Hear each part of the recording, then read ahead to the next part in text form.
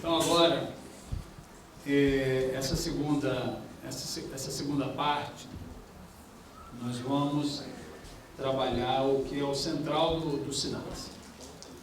E amanhã nós vamos trabalhar os aspectos da política de segurança dentro da política socioeducativa, e à tarde nós vamos trabalhar a questão da gestão socioeducativa. O que isso implica dentro daquilo que nós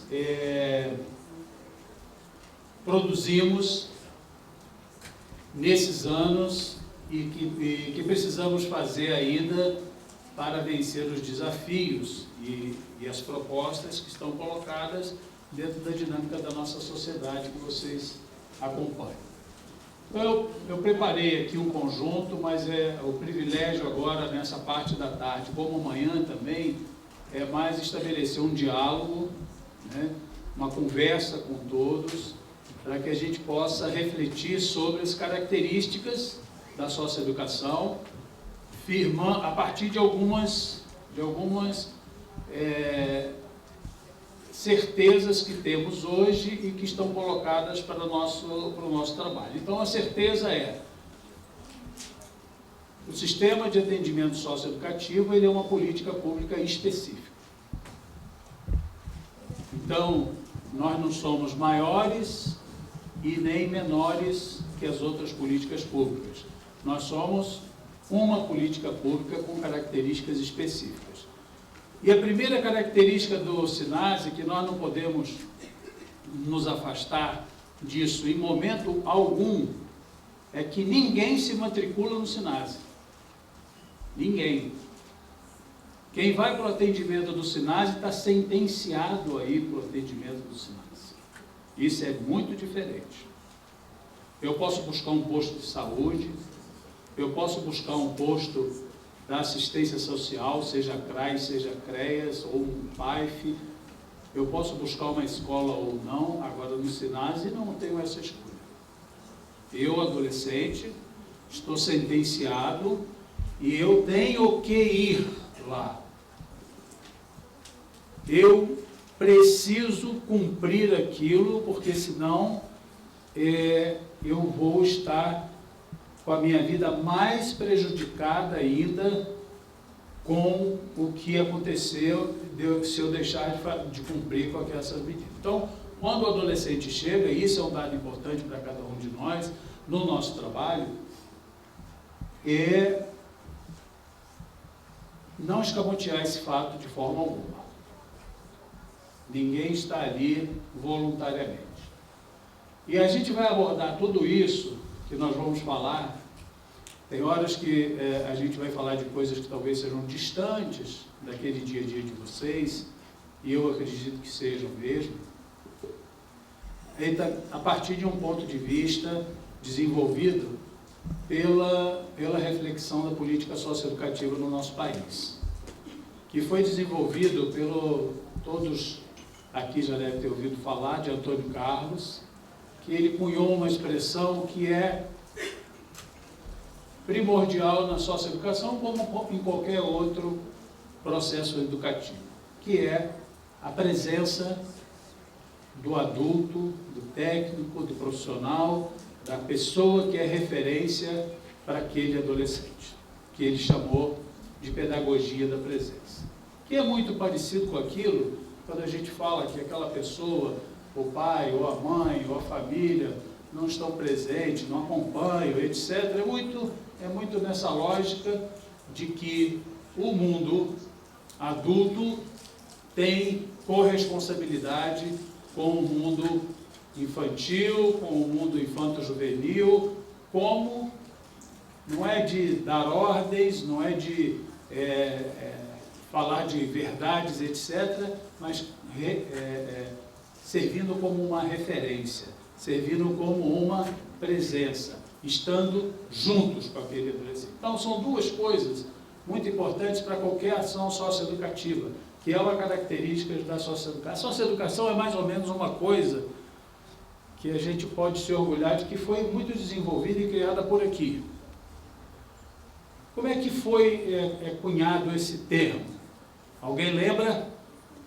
Porque já existia a educação, já existiam os projetos sociais. Por que a gente chamou essa ação de socioeducativa?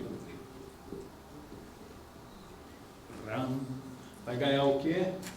Qual é o prêmio que a gente vai dar aqui?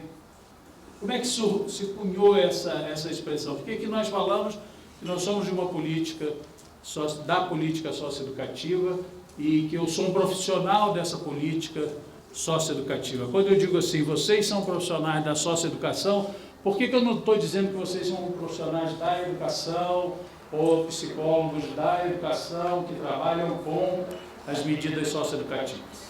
Eu vou falar aqui, não sei mais ou menos, educar o educando a virtude da sociedade. Conviver. Tá? Com abertura para todo o aspecto de vida desse adolescente. Mais alguém? Porque também não só tem um, existe uma rede. Isso. E todos têm que fazer a sua educação para contribuir para um objetivo. Todo mundo escutou? Isso. Então, para fugir daquele termo da educação formal, então a gente foi construindo essa terminologia da socioeducação. Ou seja, e nós vamos ver isso amanhã, gente, eu sei que esse menino está envolvido com um ato violento. De alguma forma ele praticou, contribuiu, esteve envolvido, enfim, ele está naquela situação que prejudicou outras pessoas, prejudicou a ele e com quem ele convive, mas eu tenho que ter um entendimento. Lembra que na parte final de hoje de manhã, uma capacidade de eu compreender o que está acontecendo. E aí eu não compreendo isso só aqui numa sala. Eu tenho que entender o todo que envolve aquela situação. E a situação de violência, a violência não é porque uma pessoa nasceu má e a outra só nasceu boazinha. A violência, ela envolve diversas circunstâncias. Diversas circunstâncias. Inclusive a vontade da pessoa de fazer, claro. A disponibilidade também dela fazer.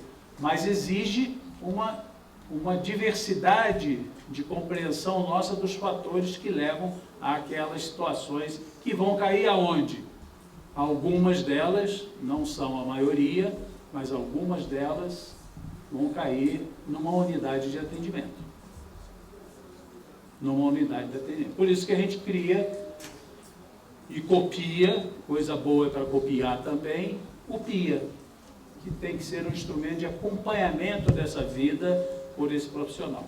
Bem, rapidamente aqui, nós tínhamos, vocês lembram disso, eu não vou perder muito tempo com isso, quando a gente fala a doutrina da situação irregular para a doutrina da garantia de direitos, que a gente faz essa passagem, a gente faz a passagem e faz o retorno.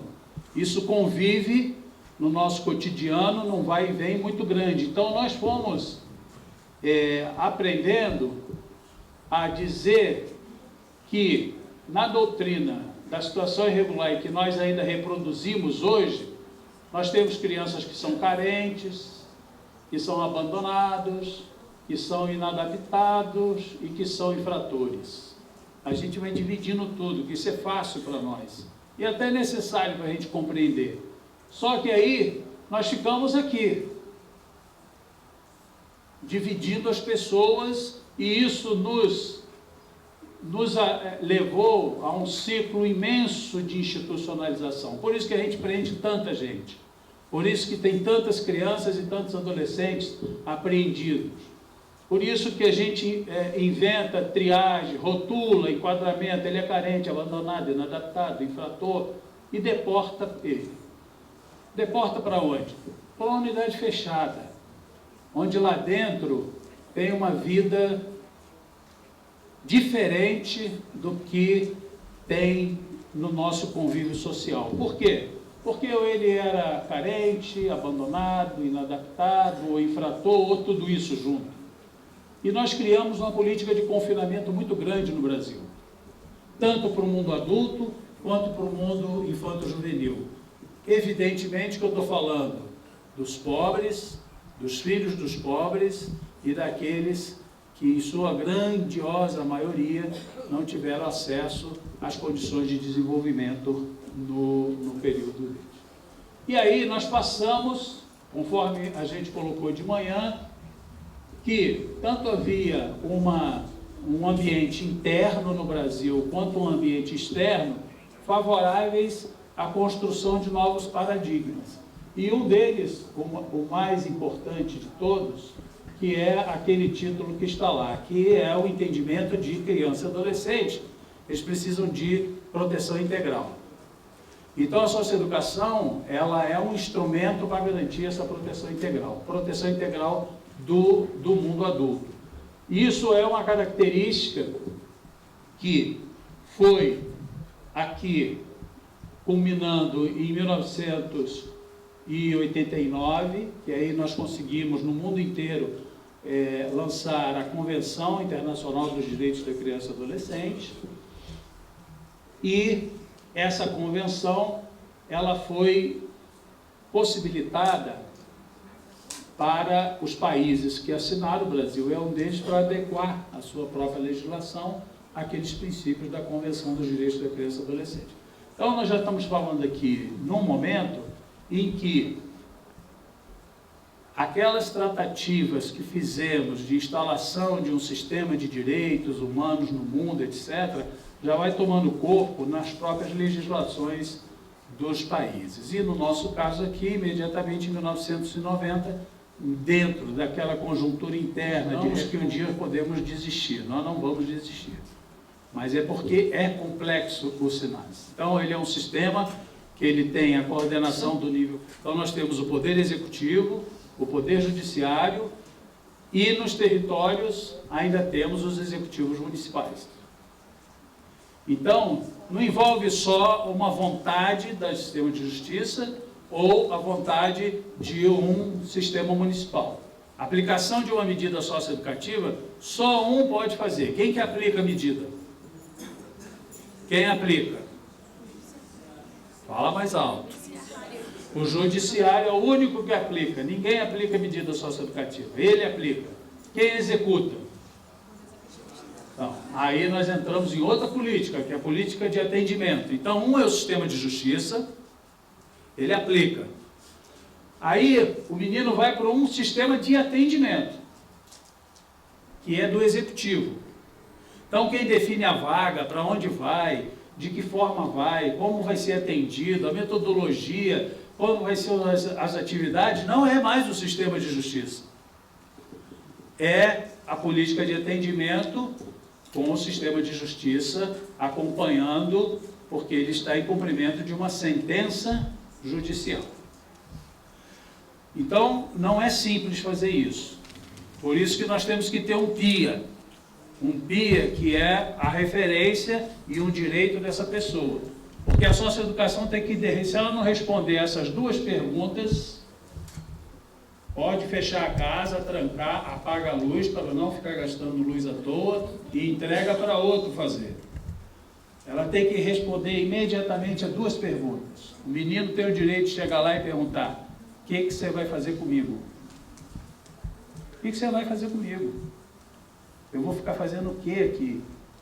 De que forma eu vou ficar fazendo aqui? A mãe dele pode perguntar. E não adianta falar que agora está tendo ataque de mãe, como eu ouço muitas vezes. Agora estão tendo ataque de mãe, não cuidou, não era não sei o quê, agora estão tendo ataque de mãe.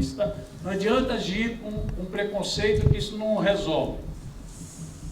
O que você vai fazer comigo? E a outra pergunta que, infelizmente, o Brasil está deixando de responder nas sentenças: por quanto tempo eu vou estar aí?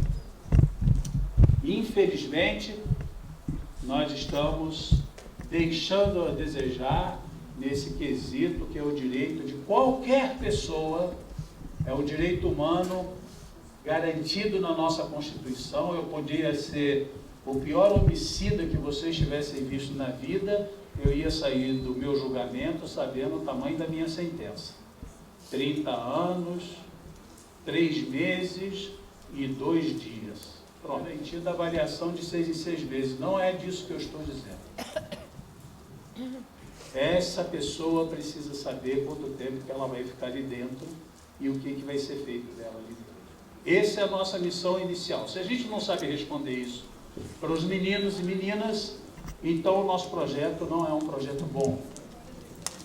Então o SINASE, ele é uma política de gestão complexa.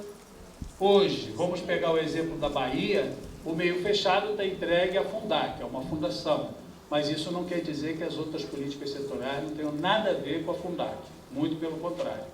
Então a gente tem que afastar da nossa ideia a ideia de que na Fundac não tem que ter outras instituições fazendo curso de iniciação profissional, que é do saber delas, que a educação não tem responsabilidade com a escolarização desses meninos e dessas meninas, e que o nosso projeto interno institucional, ele não pode ser impeditivo dos meninos e meninas atingirem ou alcançarem esses atendimentos no seu cotidiano. Então é inadmissível, a gente não pode mais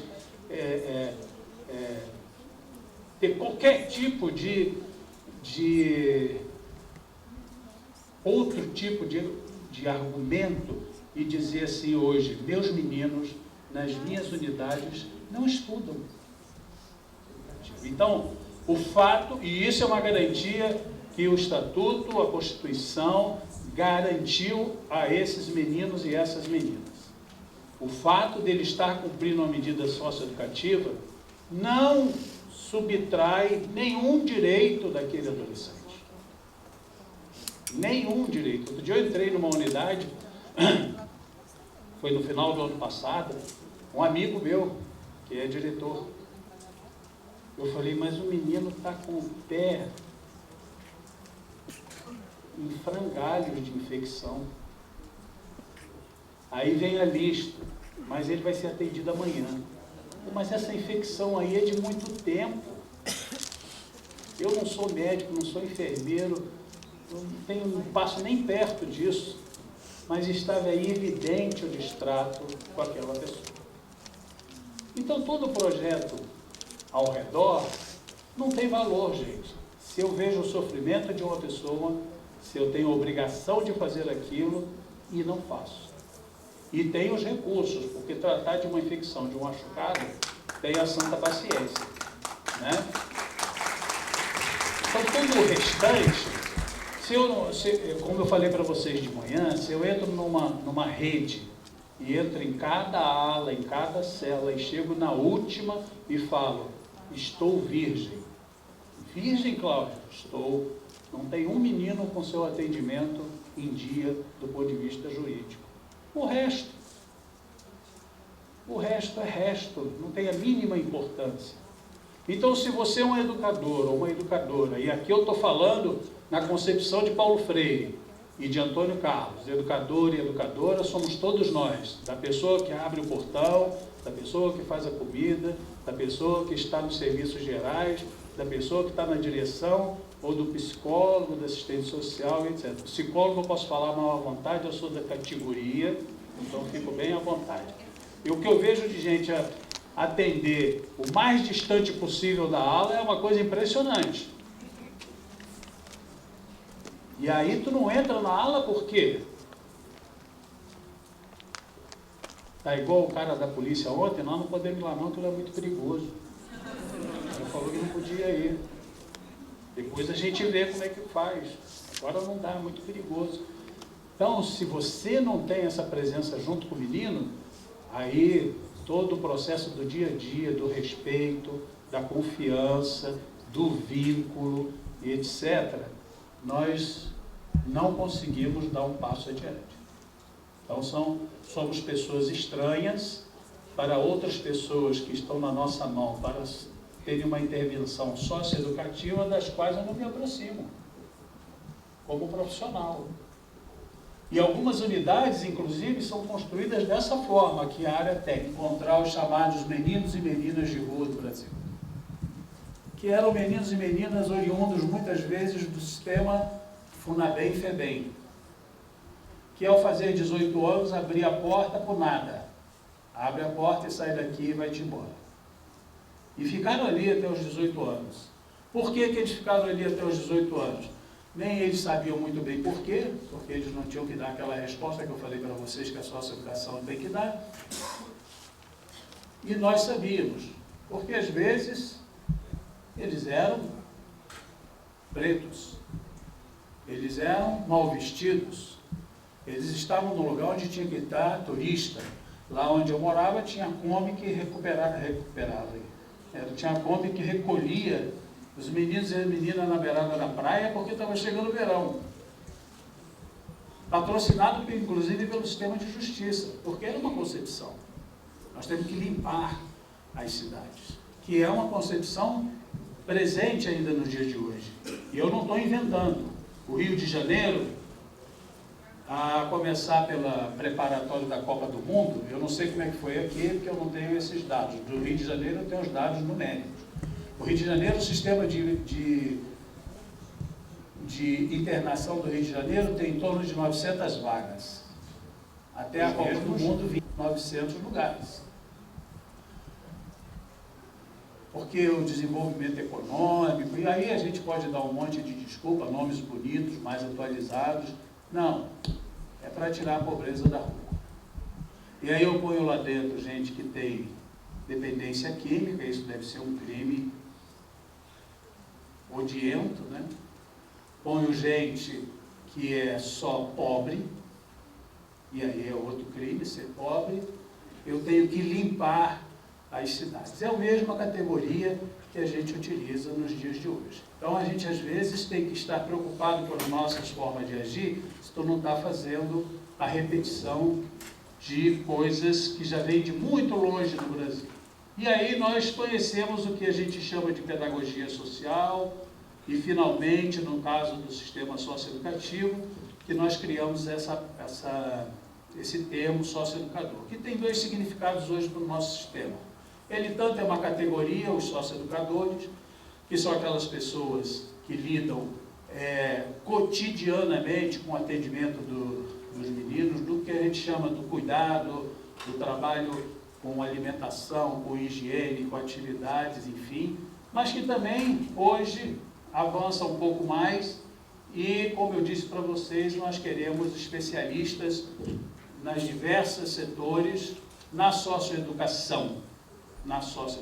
Então, tanto pode se referir a um grupo específico, como também pode se referir à socioeducação a um aspecto mais amplo.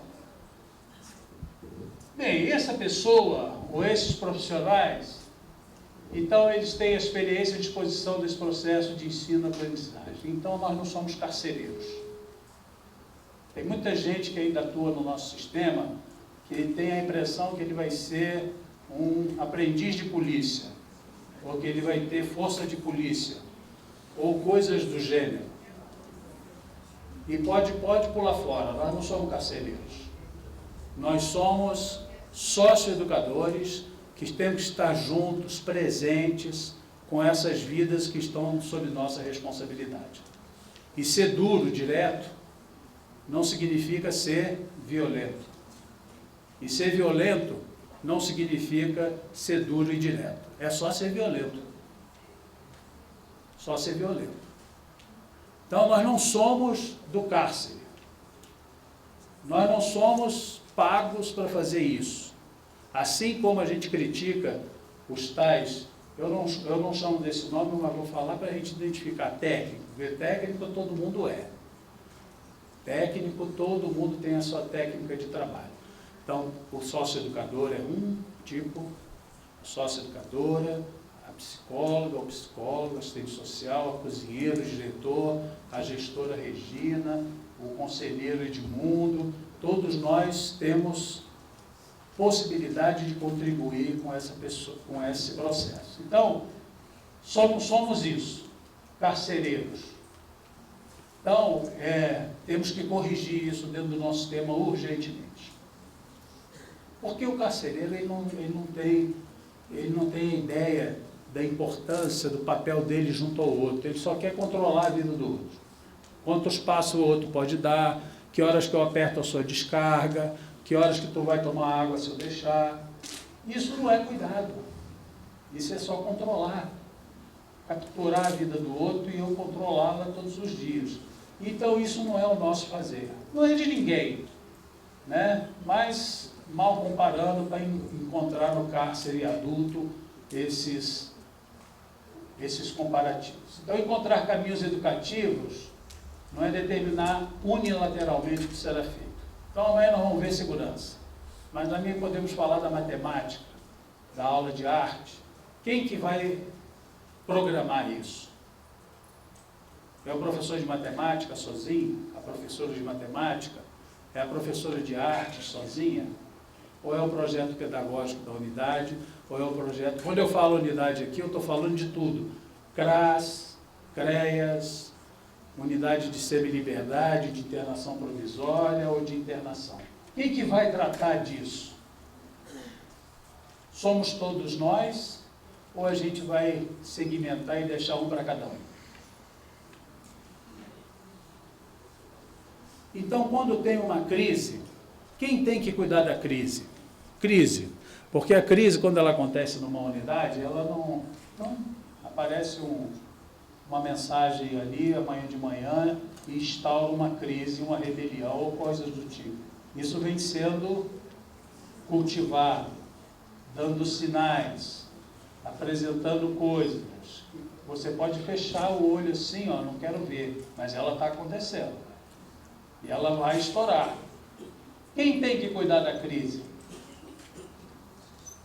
Quem é? Dona Regina? A Regina que cuida da crise? Tá, então, vamos ver se lá nas nossas reuniões de equipe a gente está falando assim, olha, eu disse que estava acontecendo isso ou aquilo, ou se eu, passei por outro plantão e a coisa estava arrebentando, mas eu fiquei quieto porque o fulano de tal não sei o quê, os fulanos, nossos acordos internos, para que a gente consiga ir sobrevivendo desse nosso meio. Então é uma ação conjunta. Nós vamos chegar no final do nós. Nós. Socioeducação é uma atividade do nós. Sabe por quê? Porque é muito difícil. Você trabalhar, vamos falar especificamente, quem trabalha com internação aqui, em unidade de privação de liberdade, que é metade mais um bocado da sala. É um ambiente, por natureza, tenso, evidente. Quem está ali fora, quem está ali dentro quer ir embora, e se não quiser ter algum problema, não é? Quer ir embora. Quem está do lado de fora, às vezes, tem que ir para dentro e não quer ir para dentro, né? Porque não queria estar trabalhando ali, mas ele é um ambiente tenso por naturalidade.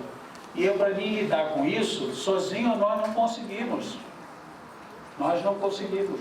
E os dramas que estão envolvidos nessas situações são dramas complexos, que envolvem muito trabalho de diálogo e de cooperação. Então, para de pensar e de falar que eu sei, que a gente resolve do nosso jeito. O último que eu ouvi e promoveu uma tragédia sem fim, que foi aquele despachante do voo com aquele time. O que ele falou para a mulher? Eu dou o meu jeito. Lá em cima não tem, não deu, não dá seu jeito, haja com responsabilidade. Então nossas equipes têm que trabalhar isso e ter a coragem de dizer, eu não sei fazer isso, eu não sei lidar com essa situação, eu preciso de ajuda para lidar com essa situação. E vamos estabelecer uma estratégia de atuação para lidar com essa situação. Como é que a gente lida com um homicida que está envolvido até o último fiapo de cabelo com uma das piores gangues que tem na nossa cidade, que domina o tráfico de drogas em 50% do município? Eu não sei, nós temos que descobrir isso juntos. Como é que nós vamos lidar com essa situação, porque senão ela vence a gente. Ela vence a nossa proposta. Bem, então, conhecer as dinâmicas, ter uma consciência crítica das causas geradoras do processo de exclusão. A exclusão social brasileira, ela não é uma invenção, e pelo que se aponta agora, ela pode ter profundos retrocessos nos próximos 5 a 10 anos. Entender que o processo educativo ele não é linear. Isso eu vejo muita dificuldade nossa, de profissionais. A gente acha que a coisa vai assim, é como se fosse um avião levantando voo e que vai. A gente esquece de olhar para as nossas próprias vidas, quantas vezes que a gente fez assim. Com todos os recursos, com todas as coisas que tivemos à nossa disposição, o nosso desenvolvimento foi como qualquer desenvolvimento de qualquer pessoa. Vai e vem e vai, e cada vez que vai e que vem, vai com mais possibilidades e vem com mais possibilidades de se desenvolver de uma forma melhor. Criar vínculos. Outro dia eu ouvi de um sistema em que pessoas faziam formação. É o sistema que tem mais condições no Brasil há muito tempo, que é o de Brasília. Não tem problema de recurso, não tem problema de categoria funcional, não tem problema de pagamento, não tem problema de nada nesse aspecto. E depois dos cursos, os novos educadores e educadoras eram recebidos assim nas unidades. Esquece tudo e a primeira coisa que tem que acontecer aqui é não fazer vínculo com o adolescente. Você imagina. Isso em 2016. Você imagina o que é isso? Né? Aí, evidentemente, que a pessoa, para ficar, vai se adequando. Bem, os sarcasmos, ironias, cinismo, ofensas, que em alguns lugares a gente trata assim, de outros a gente fala que é bullying ou coisas do tipo, são atos violentos que a gente pratica cotidianamente contra a população empobrecida. Né?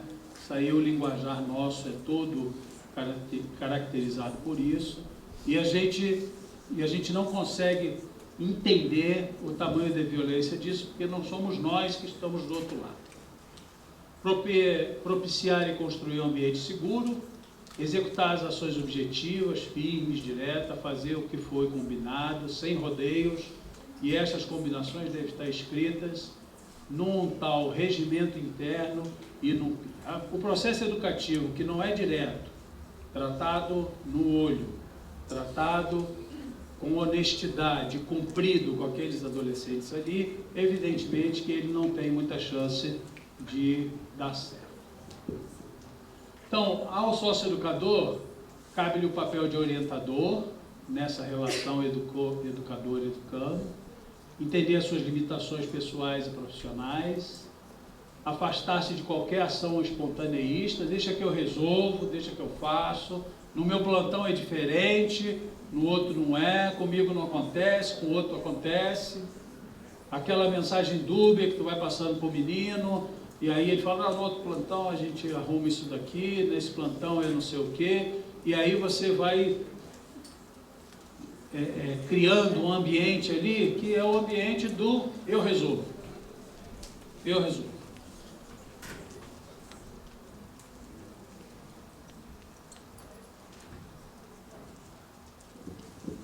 Então, conhecer o trabalho que está envolvido, a necessária intervenção transdisciplinar, a execução dos planos, a atenção aos detalhes do atendimento do dia a dia, um ambiente favorável à convivência entre o individual e o coletivo, as ações educativas carregadas necessariamente de uma intencionalidade.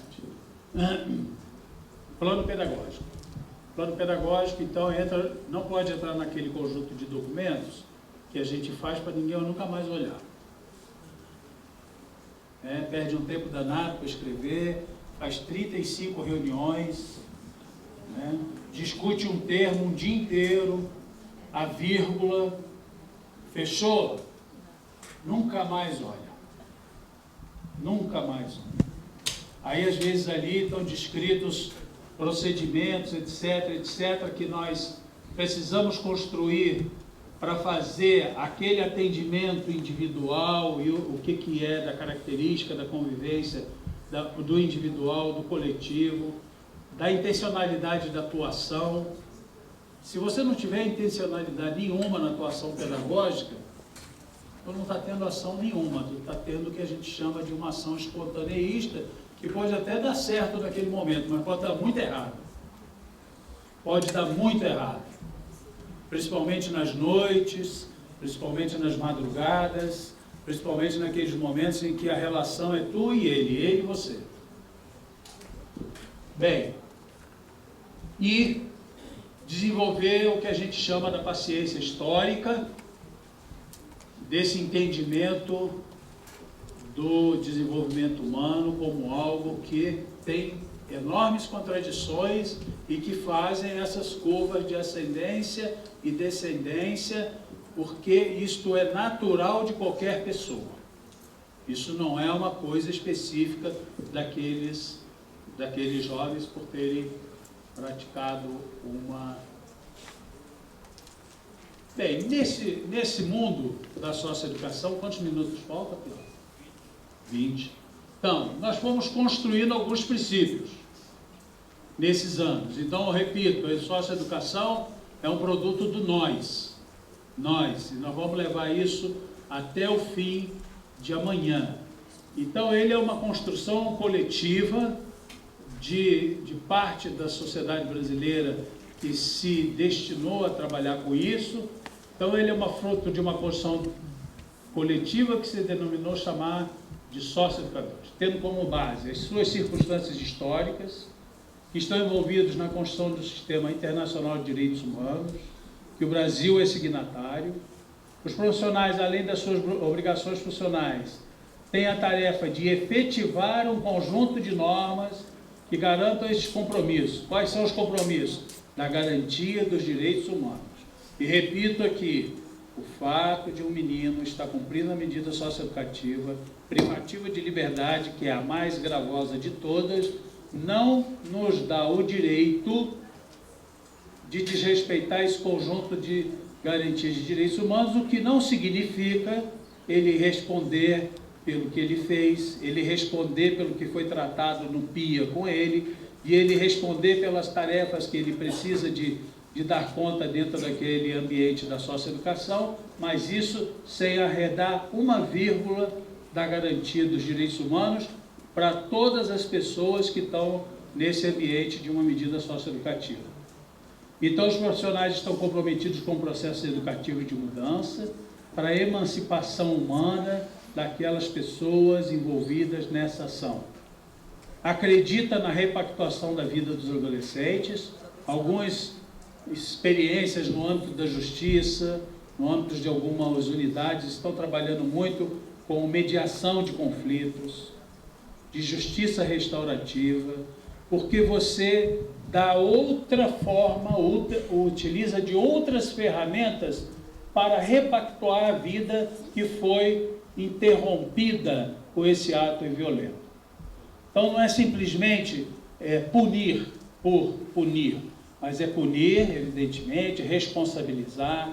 Isso não tem obrigatoriedade nenhuma de reduzir os dias da sentença daquele adolescente, mas a gente constrói outra forma de entendimento do que foi praticado e da forma como você pode reconstruir a sua própria vida e a vida daqueles que você prejudicou com a atuação que a gente chama de uma atuação violenta. Então, todos nós, sistema de justiça, de atendimento, de educação, estamos buscando outras formas de poder trazer para a resolução dessas questões de atos violentos praticados pela juventude, para a gente enfrentar essa enorme violência que está mais jovens. Quem mais morre no Brasil por homicídio são jovens de 15 a 29 anos de idade, pobres e negros. São as pessoas que mais morrem no Brasil por homicídio. Eles não são os que mais praticam homicídio. Eles são aqueles que são as maiores vítimas desse processo epidêmico de violência que estamos vivendo.